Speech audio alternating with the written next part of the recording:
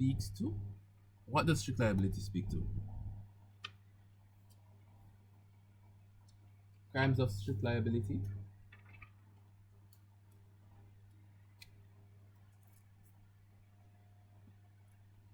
Okay, I'm not hearing anybody step up for this. Okay, I see Haley in the chat. Offenses. Let me look at what their people are saying in the chat. So Haley says that offenses where no mens rea is required, or where there's no mens rea but actus reus. Okay. We're looking at offenses specifically where no mens rea is required, Because if you just say that there's no mens rea but actus reus, they're going to say that okay, there's no crime. But for specific liability, now we're looking at crimes which occur due to actus reus and not necessarily needing mens rea. So we don't really care on whether or not you meant to do it, but your actus reus breached some statute, right? Therefore, there's strict liability. Doesn't matter whether or not you intended. Lovely. So that's what we're speaking about. We don't. There is no. We're looking at it, right? The legal concept in which liability is imposed on an individual or entity without need for proof of fault or culpable mental state, right? Yeah, like stuff like that, right? So mens rea in strict liability now, right? We're looking at there are no requirements for mens rea, and it's focused on the prohibited act. So we're focusing on the actus reus that is prohibited, and we're not really looking at whether or not you intend or whether or not you agree, whether or not you whatever, right? We're not looking at intention, we're not looking at recklessness or negligence. We don't care about that, right? As long as your act breaches statute, then there is a problem, right? So the actus reus of strict liability, we focus on the conduct and the result of your acts, right? And whether or not they bring about some amount of criminal circumstance, right? And it's strict adherence to statutory requirements, right? So once your act breaches the statute or involves a clear statutory provision, we're gonna have strict liability here. All right. So dangerous drugs, one of the first things in our syllabus, possession offenses. So in jurisdictions, possession of certain types of drugs, right, are considered strictly liable offenses, right?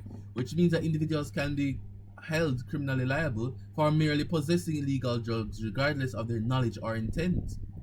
R versus Prime 1885, Sweet v Parsley 1917, and R versus McNamara 1988. These cases are shown here, right? Let's have a go at Sweet v Parsley. Does anybody know this case?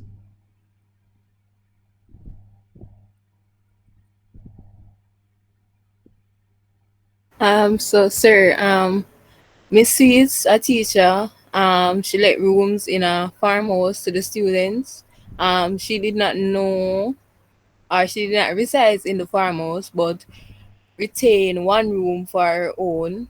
Mm-hmm. Yeah. So the students stayed overnight and then bring cannabis or something like that. Cannabis. Mm-hmm. Yeah, yeah. And them smoke it. Yeah. Okay, so they used, right? So the persons, right, within the tenants of these rooms, right, would have brought the subtenants would have smoked cannabis and did all of these different things, right? And the defendant was convicted of the offense of being concerned with the management of premises used for smoking cannabis. So looking at that, so even though she didn't really know that this was occurring, it was her premises, so it looked to the court as if she was just running a house for the use of smoking cannabis, right?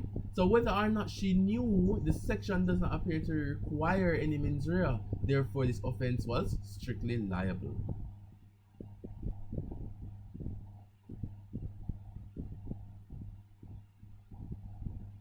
right? But what occurred here, due to the public uproar from this case, the conviction was actually quashed completely, and the principle for the statutory provision of possession was actually added in. They added in some amount of element of mens rea, right? So I want to look at that case now, because even though we have cases which don't require mens rea, some situations may arise that outrages the public, right? Because honestly, she never knew. right? So we have that issue there. She never knew, but it was strictly liable. So there were also potential cases in the case of Prime, R versus Prime, right, and R versus McNamara, right, and in R versus McNamara, we look at the Misuse of Drugs Act, right, and the stating of an important obiter dicta there. So I want you guys to really look at that case, okay? For pollution now, strict liability is often applied to cases of environmental pollution, right? So we have issues like that. So what happens when there's water contamination, soil contamination, anything like that, destroying the environment, right? Anything that harms public health, right? No, it's a public matter, you know. It's a public matter. So anything that harms public health will be strictly liable. So looking at environmental offenses now, alright? The main case that we look at under here is Alpha Cell Limited versus Woodward. What occurred in this case?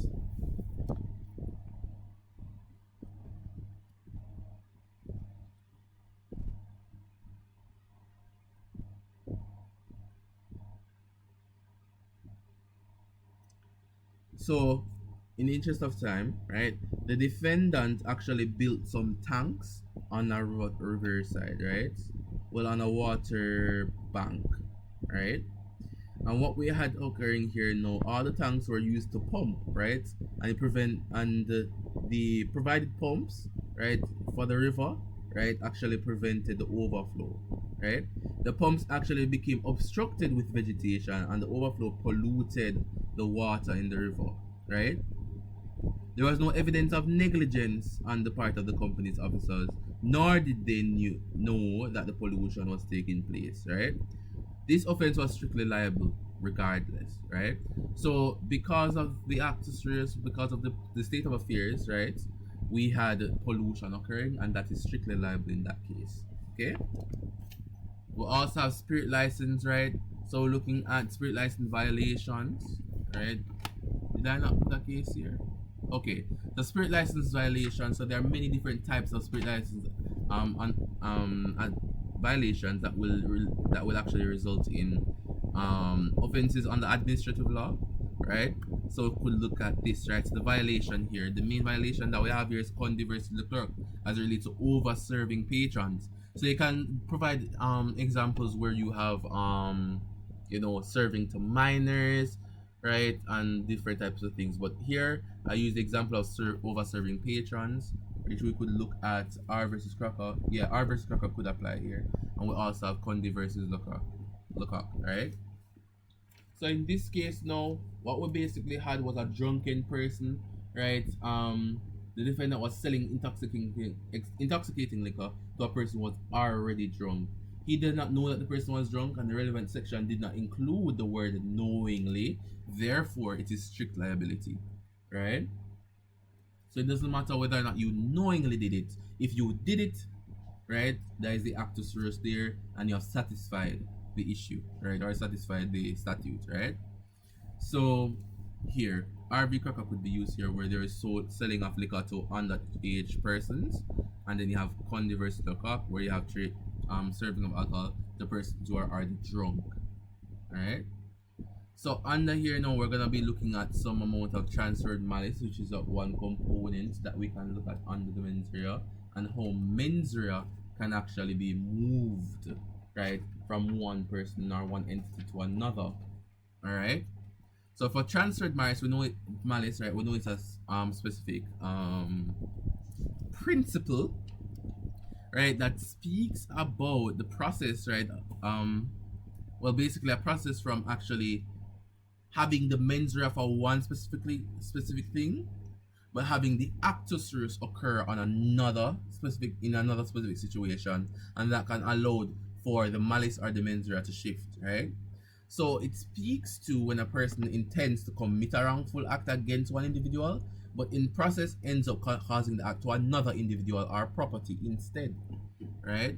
So looking at this, so the scenario, X and Y are bitter rivals who have had a long-standing feud. On one day, right, X decides to enact revenge on Y by shooting him.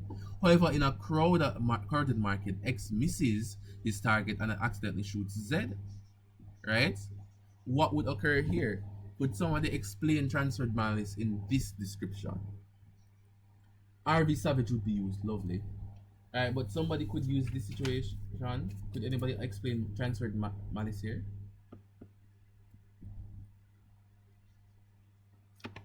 Anyone? So X and Y are in a dispute. X decides to shoot Y, but because they were doing it in a crowded market, right? Or because X was doing it in a crowded market, he shoots Z instead. So explain how transferred malice would work here.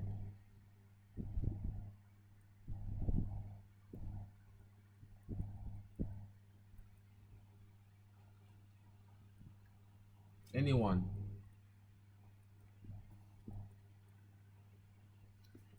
Do we know how transferred malice is used?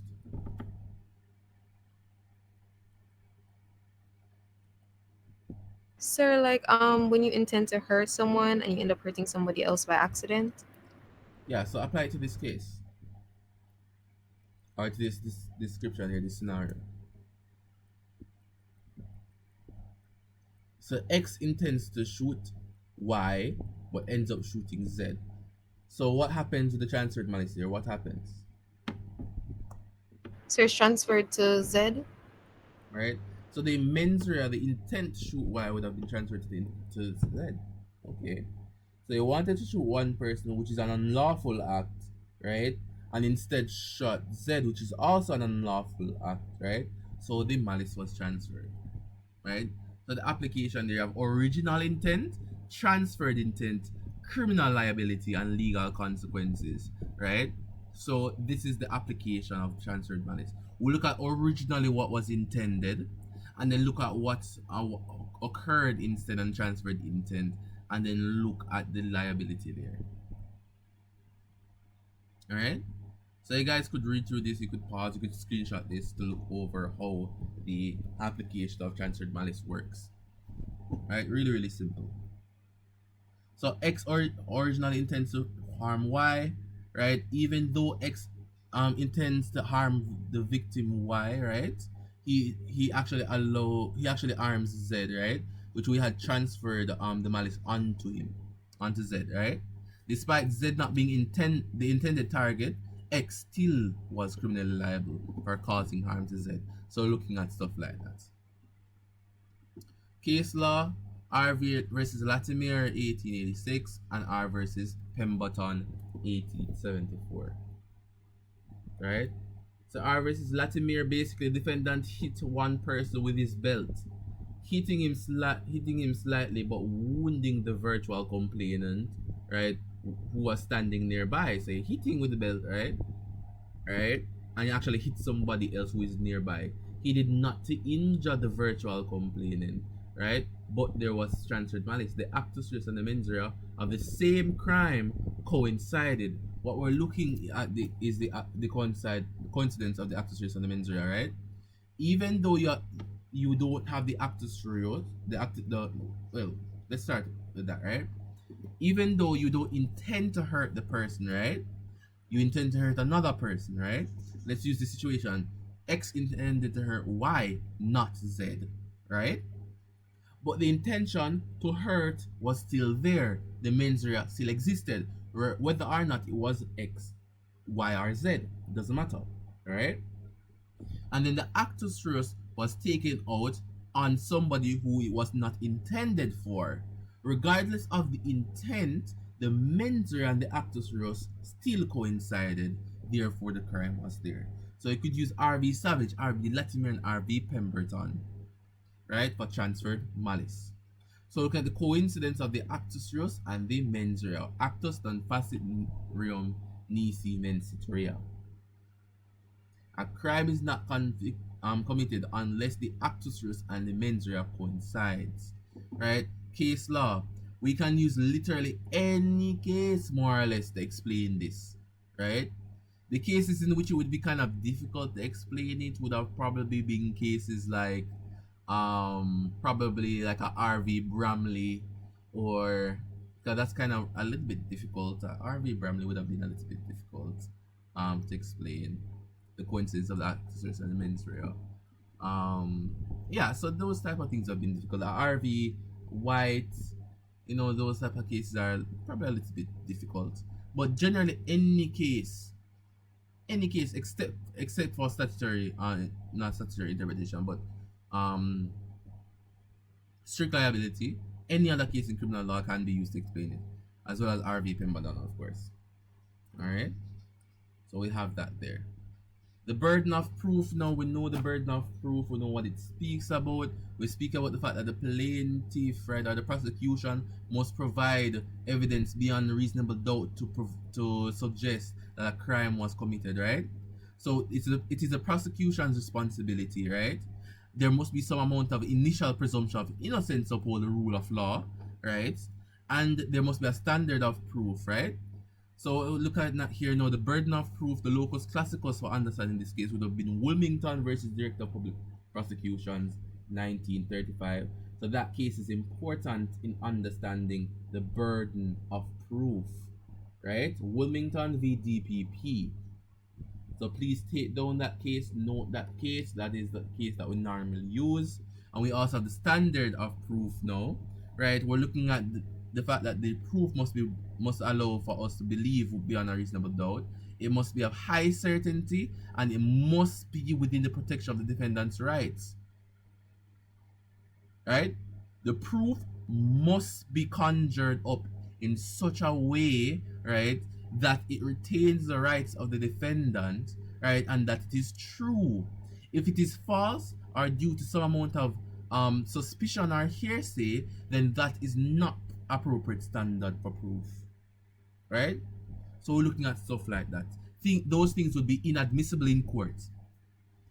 So we must maintain the standard of proof for it to be admissible in court for us to develop a burden of proof as the prosecution, right? So looking at stuff like that, a standard of proof needs to be maintained, right? And that is generally it for criminal liability. We end there with understanding the last two aspects of mens rea, which is the burden of, we will look at burden of proof and the standard, right, of proof. That is it. That is it for criminal liability. So wherever we go from here will be the crimes, the offenses against the person, sexual offenses, offenses against the property, inchoate crimes, and then in the final discussion of our defenses and sentencing, right? So that is it.